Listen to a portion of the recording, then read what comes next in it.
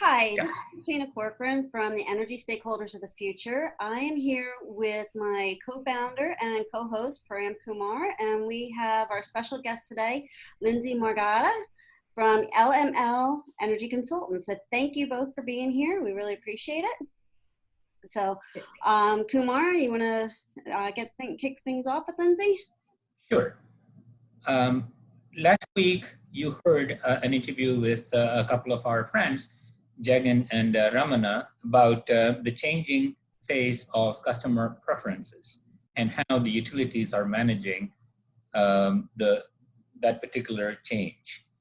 The changes in how the customers expect to be treated by their vendors, whoever they are, some of it in our world is driven by the technological changes in the energy business, such as renewable energy sources and distributed energy sources. But a lot of the customers' experience and expectations are driven by factors outside of energy industry itself, because your customer experience today is somehow driven more by your smartphone than the actual product that you buy into the smartphone. So, and to that extent, so Lindsey, my question to you is, keeping that in mind, how is it going to change in terms of an energy supplier's ability to attract and retain customers, and what do they have to do in order to make their lives easier, especially in the light of some of the personal interactions that are going to be dramatically different thanks to the pandemic experience we're going through? Right. Well, thank you both. Thank you, Christina, for having me. So I think the one thing that we still have to remember in our business is that customer interaction and face-to-face interaction is still very, very important. That's proven even through this pandemic, as most people are doing the Zoom meetings and the join meetings so that everybody can see each other face-to-face. So when you talk about traditional channels around retail, door-to-door, and retail shops, setups, spots that they set up, those things are still going to be needed. Those things are still going to be a part of the channels that retailers sell, even in the future. What changes is the experience that happens inside of that sale. Those salespeople still know energy, they know electricity, they know how to sell our products, they understand our business. What we now have to figure out is, how do we change to process and procedures that those guys do that makes now not only the customer at the door comfortable, but the agent that's selling to that customer? What makes them comfortable? What changes can we make? You know, you see everyone now says this word contactless. You see it from restaurants, and I saw it on a pizza commercial. You know, they put the sticker on it. Now it's kind of, it's safe. It's safe, and everybody should feel safe because I've added a sticker now on that pizza box and it doesn't open. Does it make it safe? Maybe. Does it not? I don't know. But what it does is it creates an experience for the end customer that goes, they've done something else, they put a sticker on the box, that now makes me feel comfortable that they've taken additional steps to make sure my safety is in place for my food. We need to do the same thing from our sales experience. What can we change? What can we do differently so that when you're at that door, because you're going to be at the door or you're going to be face-to-face with a customer, how do I make that experience different that makes them still feel comfortable? So contactless sales, how do we do that?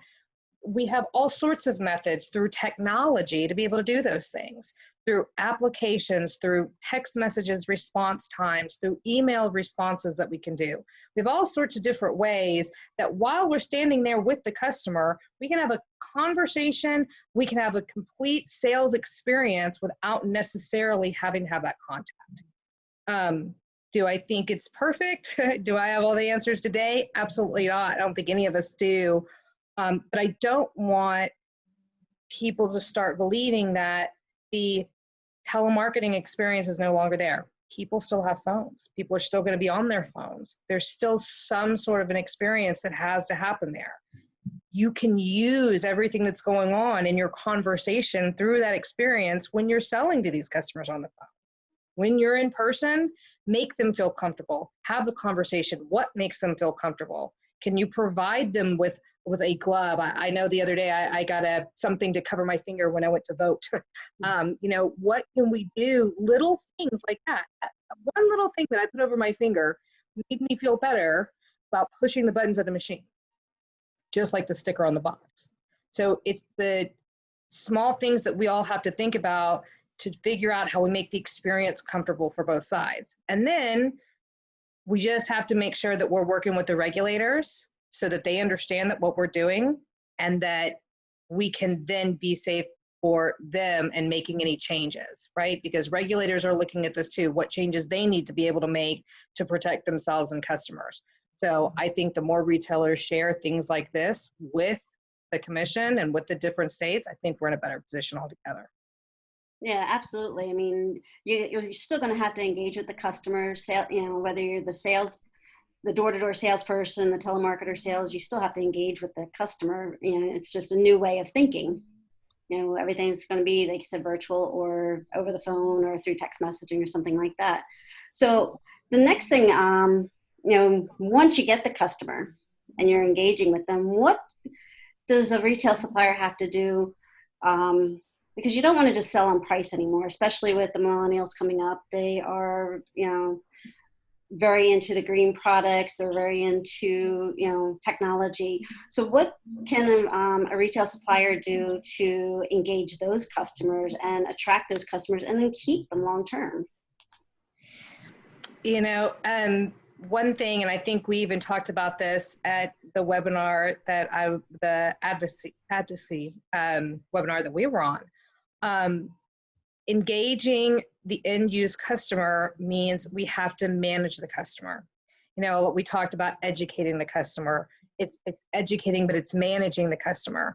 So what is nowadays, what do I sell them? I sell them a price for their electricity. I sell them a thermostat. I sell them AC insurance, right? I sell them all these different things. And so what am I doing to make sure those are the right things for that particular customer? Any supplier's website, most suppliers, I would say, I couldn't say any. I will, you know, even power to choose. What do? You go on there, you enter in your zip code. And then it says, great, what do you want? That's all you give them, a zip code. That does not create a customer experience. That now it's okay, you give me your zip code. Do you want it fixed? How long? 6 months, 12 months, 18 months? Sure, pick one. And then it's all driven by price. Where's the customer experience to say, what kind of household do you have? How many people in your household? Are you the type of family that works from home all day? Are you the type of family that, you know, that's gone part of the day? What is your current usage? What's your current, you know, and information I can get, load factor? What's that customer's information that I can go and get so that I go back to them and say, here's what makes sense for your family. And if you do these 3 things, by monitoring your thermostat these 3 ways, you should be able to effectively change it by X, and next year we should be able to get you to a product that looks more like Y. And you're now creating a long-term experience from the very beginning. Because what you're saying is, 1, I'm trying to figure out what best suits you beyond just your zip code. And 2, I am trying to give you additional products so that I can come back to you in 12 months from now and be able to offer you something different that fits your lifestyle.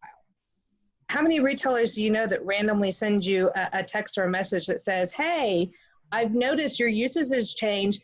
Any lifestyle changes? You know, have you added a new appliance? Has anything changed for you? Things like that is what we're really going to have to get to. Millennials, the newer generation, they know renewables. They're buying the electric cars. They understand. And what they understand is they want something that's personal to them. Mass marketly renewables is going to be there. Community solar is making it more available every day for people. There are more retailers that are focused strictly on just that, solar for the masses. So we've got to figure out as retailers, especially the ones that have been here for a long time, how do we figure out how to not only figure out what the customer needs today, but get invested into their lives enough to where we're telling them what they need or what they can strive to for tomorrow. I think that's how you keep them long term. I may ask a question. What you're describing is rather prevalent among the high-end commercial and industrial operations. They're called energy consultants. Nobody comes and gives you a fixed price or a 6-month term or anything in that world. They actually have RFPs and energy consultants, and where they go through some great detail, precisely what you're looking for, what your needs are. But however, the flip side of it, so what you're talking about is bringing that same experience to the mass market world, to be able to essentially design a rates for customers based on far more than just a zip code or even a rate class. Many of the people also ask you for a rate class if you know what it is. Absolutely. But here's the flip side of it. In fact, in the past when we've talked about it, this is not cheap. In order to be able to bring that kind, ask those questions, do the analytics, and come up with the right rates is not exactly cheap. I mean, energy consultants make a living out of doing that job. So the whole question is, how do you really make it economical in a world where, believe it or not, margins are not exactly very high. I think the difference in what maybe I'm talking about and custom pricing, when you're talking about true custom pricing for C&I, custom pricing for C&I, you're trying to learn how to bid against somebody else within, a tenth of a point, right? I mean, pennies, half a pennies, you're trying to beat someone else. When you're talking about a mass market person, I guess my suggestion is not one to say each individual person has a custom price in the way that you would stack a C&I customer on, really line iteming out, this is for X, this is for Y, this is for Z. This is more of, I'm a retail supplier. In my toolbox, probably always have somewhere around, 30 different pricing points, right? Different price offers at any point in time. And I can truly say, if once I segment that customer, which is what all retailers do after they get that customer, and start trying to segment them, that's how they offer better renewal rates, because they kind of segment them after the fact and go, okay, you belong here, you belong here, you belong here, mostly based on their usage. All I'm saying is, I think you bring that piece of it to the front end. I'm not going to offer everyone a specific rate, but if I've got, as an example, 10 families in the same zip code that all say they're anywhere between a, 2 to 4 person family, they say that they all happen to work from home and they all have a swimming pool, I can group those customers into some sort of product, that works for them. They don't all have to be the custom priced product. We are way too advanced nowadays on algorithms and abilities to be able to say, take these 10 components and create, something where customers fall into that. Today, we use one. We use zip code. I am not proposing that we get to the point of a C&I and I'm getting historicals and I'm going out understanding, if they've got, backup generation. I'm not going that far. All I'm saying is I think we could get slightly more tailored for our customers and create an experience. To me, asking my zip code or asking me, hey, how many people are in your family? Hey, do you have a pool? Hey, do you, are you living in a 2-story, a 1-story? Do you have a energy efficient thermostat in your house already? Do you not? By asking those kind of questions, for me, it's more of an experience than it was when you asked me my zip code and if I want fixed or variable. And I also think in that having conversation, I'm also going to be able to teach them by being intuitive enough, right, in a system to say, hey, because of this, you should get this, this, or that. Yeah, it's amazing, like, how far we've come, where you have to, the mass market client now you have to start thinking about this, the way you would a C&I 5 years ago. Yep, absolutely. So Lindsey, thank you so much. Just to wrap things up, you've left your retail operation or a retail energy position and started your own company. Do you want to just give us a little update on how you're doing and what you're doing?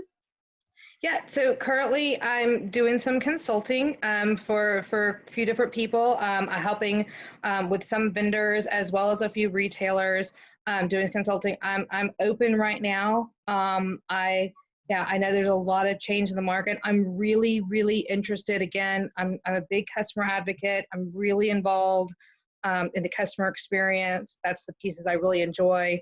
Obviously, I've got an operations and technical background, so absolutely can do those things.